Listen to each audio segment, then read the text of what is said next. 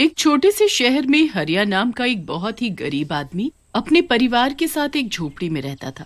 उसके परिवार में उसकी पत्नी मीरा और उसके 2 बच्चे रहते थे। हरिया एक दुकान पर बर्तन धोने का काम करता था। एक दिन हरिया का मालिक उसे काम से निकाल देता है। बेचारा हरिया दुखी होकर घर जाता है और अपनी पत्नी को सारी बात बताता है। उसकी पत्नी को ये बात सुनकर बड़ा ही दुख होता है। फिर वो हरिया को दिलासा देती है, अरे आप उदास ना हो, कुछ न कुछ जरूर हो जाएगा। वैसे आप एक काम कर सकते हो। कौन सा काम? बाबूजी का पुराना रिक्शा आज भी घर के पीछे खड़ा है, आप उसको क्यों नहीं ठीक करा लेते? अरे वो तो सालों पहले मेरे बाबूजी चलाते थे और उनके मरने के बाद से वो जंग खा रहा है। हाँ, पर उसे ठीक भी तो कराया जा सकता है। चलो कल देखते हैं। अगले दिन हरिया उस जंग लगे रिक्शे को निकालता है और उसे ठीक करवा कर उसे घर ले आता है। देखो, ये तो बिल्कुल नया जैसा हो गया। आप इसे आज से ही ले जाना शुरू कर दो। उस दिन हरिया पहली बार अपना रिक्शा लेकर निकलता है। फिर वो सभी रिक्शा वालों के पास जाकर खड़ा हो जाता है। अरे ओ भाई, तुम यहाँ कैसे खड़े हो सकते हो? यहाँ हम लोग खड़े होते हैं और कोई और यहाँ से सवारी नहीं ले सकता। अरे भाई ऐसा मत बोलो, मैंने बड़ी मुश्किल से रिक्शा ठीक करवाया है। मेरे घर के हालात बहुत बुरे हैं, कुछ खाने को भी नहीं है।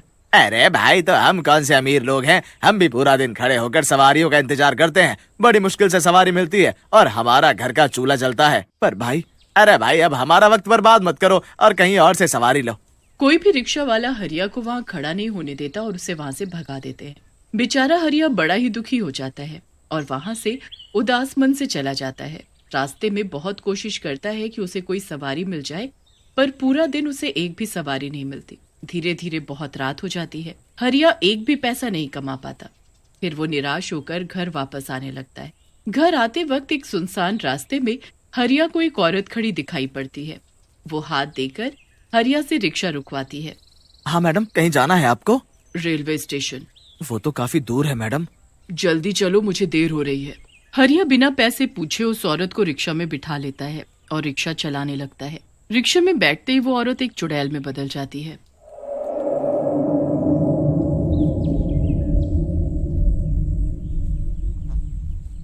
हरिया इस बात से बिल्कुल अनजान होता है कि उसने एक चुड़ैल को अपने रिक्शे में बिठा रखा है। वो तो बस एक सवारी मिलने की खुशी में जल्दी जल्दी रिक्शा चलाता रहता है। चुड़ैल रिक्शे में चुपचाप बैठी रहती है।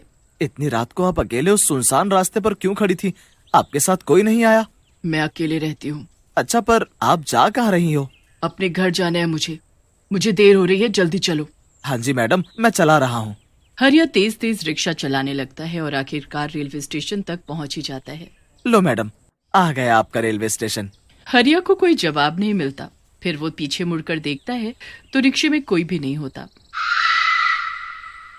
हरिया ये देखकर बड़ा ही हैरान रह जाता है और फिर तभी उसकी नजर रिक्शे में रखे एक 2000 के नोट पर पड़ती है। हरिया की आंखें तो खुशी से चमक जाती हैं। ये औरत अचानक कब उतर गई पता ही नहीं चला, और ये इतने सारे पैसे क्यों रख कर चली गई? हरिया उस नोट को हाथ में लेकर देख ही रहा होता है कि अचानक उसकी नजर रेल की पटरी पर जाती है, जहां वो औरत एक ट्रेन के पीछे पागलों की तरह दौड़ रही होती है और बुरी तरह चिल्ला रही होती है, रोको रोको, मुझे भी जाना है। हरिया चिल्लाता रहता है पर वो चुड़ैल भागते रहती है। भागते भागते वो दूसरी पटरी पर पहुंच जाती है, जहां सामने से एक ट्रेन आ रही होती है। हरिया और जोर से चिल्लाने लगता है और उसको हटने को बोलता है। वो उसे बचाने भी भागता है, पर तब तक ट्रेन उस चुड़ैल पर चढ़ जाती है। हरिया भागता हुआ उसे देखने जाता है तो वहां कोई नहीं होता।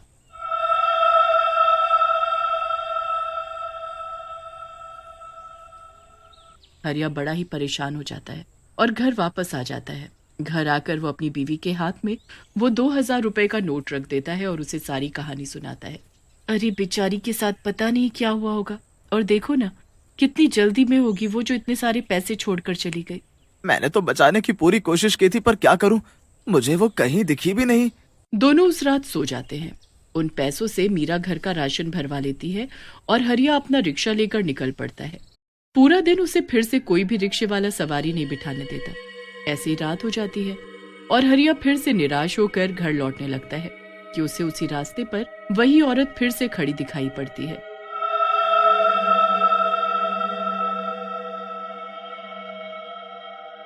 हरिया तो उसे देखकर चौंक ही जाता है।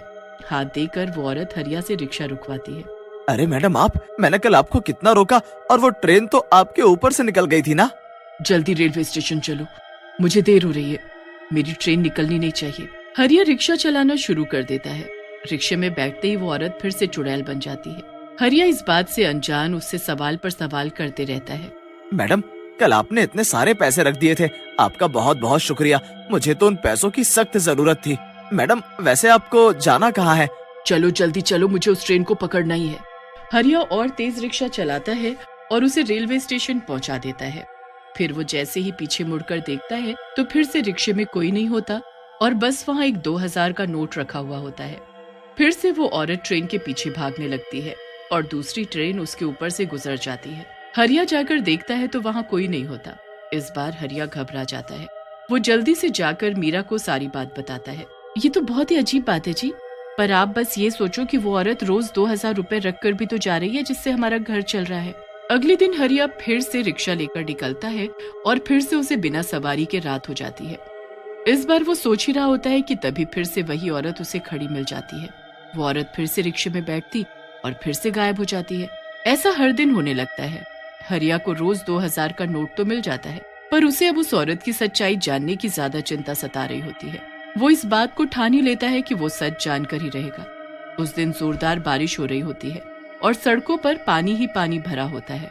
उस रात भी वो चुड़ैल हरिया के रिक्शे में बैठती है, पर इस बार हरिया को उसका असली चेहरा सड़कों में भरे पानी में दिखाई दे जाता है। हरिया के हाथ पैर कांपने लगते हैं। वो जैसे तैसे घबराता हुआ उस चुड़ैल को उसी जगह पहुंचा देता है। हमेशा की तरह वो चुड़ैल ट्रेन के पीछे भाग रही होती है और रिक्शे में एक नोट रखा होता है।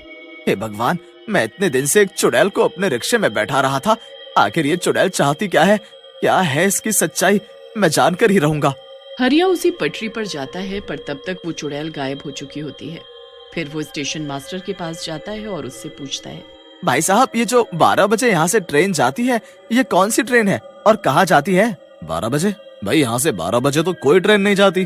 फिर वो क्या हुआ भाई? बड़े परेशान लग रहे हो, क्या हुआ है? हरिया स्टेशन मास्टर को सारी बात बताता है। स्टेशन मास्टर को अब सब समझ आ जाता है। ये तो वही हो सकती है। कौन? आज से 2 साल पहले एक औरत यहाँ भागते हुए आई थी। वो जोर जोर से रोती हुई चिल्ला रही थी कि उसका पति उसे छोड़कर जा रहा है। उसे अपने पति को रोकना था। मेरे पास भी आई थी कि मैं उस ट्रेन को रुकवा दूं, पर ऐसा होता है कोई? ट्रेन चली गई और वो पागलों की तरह उस ट्रेन के पीछे भागने लगी।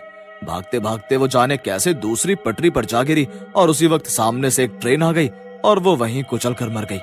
हे भगवान! हरिया वहाँ से चुपचाप चला जाता है और घर जाकर सो जाता है। अगले दिन वो उस औरत के बारे में सब पता कर लेता है। उसके बाद वो रात को उसी रास्ते से गुजरता है और रिक्शा उस चुड़ैल के पास जाकर रोक देता है। मैंने तुम्हारे बारे और तुम्हारे पति के बारे में गांव वालों से सबसे पता कर लिया है। जिसके पीछे तुम रोज भाग रही हो, उसे तो उसकी करनी की सजा मिल चुकी है। उस रात उस ट्रेन का एक्सीडेंट हो गया था, सारे लोग मर गए थे और तुम्हारा पति भी। वो मर गया? वो मर गया? वो मर गया? चुड़ैल उस रात रिक्शे में नहीं बैठती और बस खुशी से उछलती कूदती वहाँ से चली जाती है। जाते जाते वो पीछे मुड़ती है। मैं तुम्हारे लिए जरूर कुछ करूंगी। हरिया को उस चुड़ैल के लिए खुशी भी होती है, पर खुद के लिए दुख भी, क्योंकि उसका घर उस चुड़ैल के पैसों से ही चलता था। अगले दिन हरिया रिक्शा लेकर निकलता तो है, पर उसे यकीन होता है, पर उसके साथ बड़ी अजीब चीज होती है। जैसे ही वो वहाँ से गुजरता है तो दूसरा रिक्शा वाला उसे रोक कर बोलता है, अरे भाई, आज से तुम भी हमारे साथ खड़े होकर सवारी ले सकते हो। हरिया बड़ा खुश हो जाता है और उसे ये भी समझ आ जाता है कि ये सब उस चुड़ैल का काम है।